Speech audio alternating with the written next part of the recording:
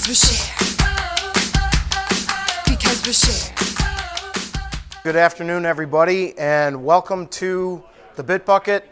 We all made it to the end, and this is the payoff for a long week of share. So this is our x'32 Bit Bucket, and these are our odds and ends, short subjects that couldn't fit into a full presentation, and we have a number of different speakers today. I'm going first, then Ed Jaffe, Marianne Matias, Sam Knutson, and Skip Robinson. So we like to try to come up with funny titles, and with apologies to Cole Porter, I'm going to talk about undo that voodoo that you undo so well. So this question came to me a little while back, and some guy says, can't you undo past the save? You know, I saved the data, but I screwed it up, and I want to undo past that. I want to go back. And I said, I didn't think you could do it. But if you ever saw the Happy Days where Fonzie tries to say that he was, he can't say the word wrong, so he says he's not exactly right. So in this case, I was not exactly right. Set undo keep is a command that's been around since ZOS v1r9. So what it does is it keeps the undo buffers even after a save, so you can go back to before the save. But to enable it, it's not quite that easy, because when I first tried to do set undo and specify keep, it said set undo unavailable. So what you have to do is you have to run ISP cconf, the ISPF config utility, and you have to enable set undo keep. And the way you do that is in the editor settings, you're going to set the undo storage size to a non-zero number, and then you check set undo, and I like to check the force set undo so that when they go in, they will get set undo by default. So basically right here is the undo storage size in the ISPF configuration dialog, and here we have it set to 1024. That's in K blocks, so basically that gives you a mega storage. That's usually plenty to do undo in this case. So then we go further down and we have the set undo on, and we are going to force that setting so that the user gets set undo without having to do anything else. They will have to do one other thing. We'll talk about that in a minute. Okay, so we go into an empty data set, and I just did this to show you how this would look. When we go in by default, we have set undo STG. STG is the default for set undo when you turn set undo on. Unfortunately, set undo keep is not a configurable option. That's an RFE I'll be submitting. So you'll see that coming from me later. But so what you have to do here is you actually have to type in set undo keep, and then that'll save it in the profile for that particular member.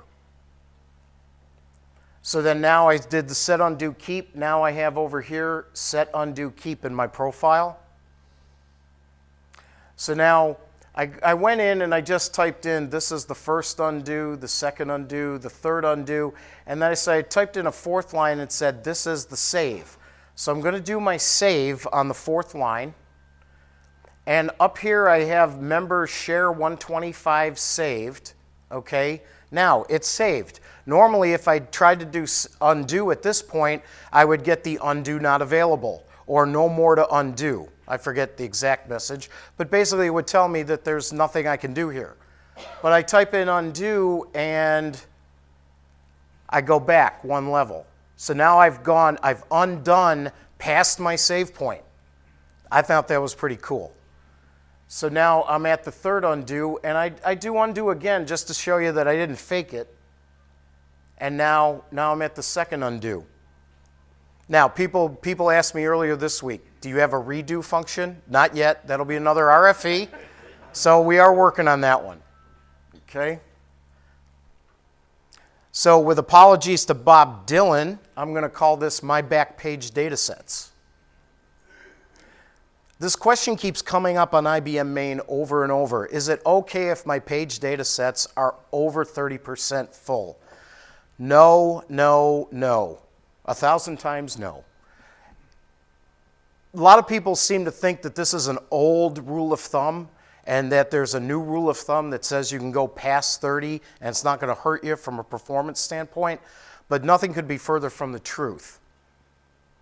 Basically, above 30%, there's a block paging algorithm that the auxiliary storage manager uses to manage page data sets. And if you go above that 30%, this block paging algorithm is really inhibited in how efficiently it can manage the paging space. So you want to keep your page data sets below 30% full. And please don't propagate this myth that it's okay to run above 30%.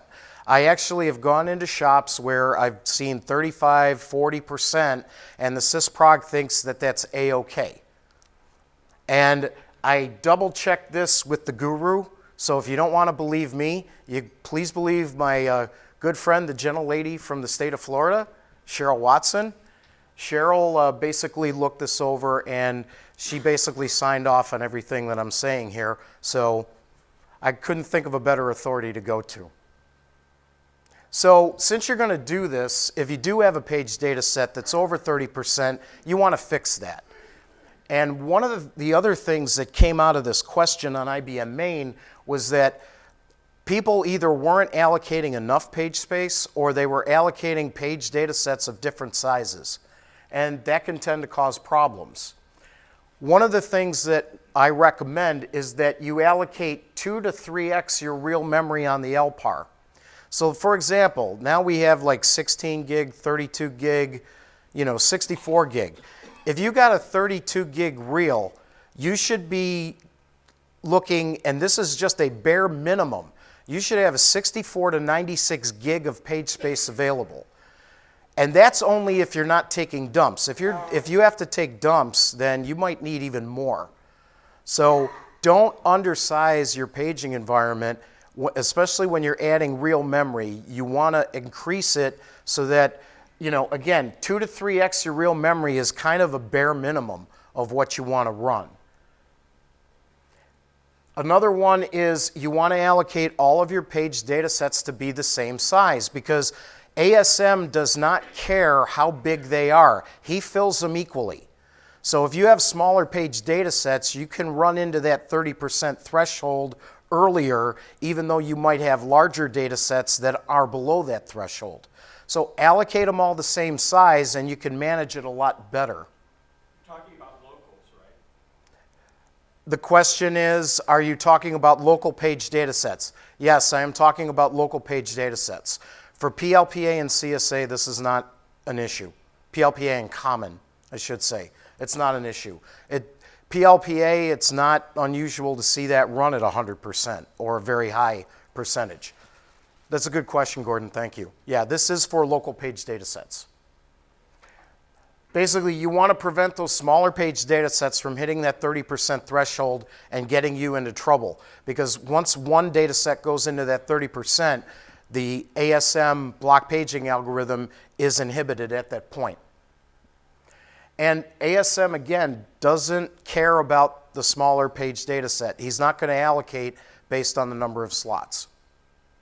So go forth and fix your page data sets.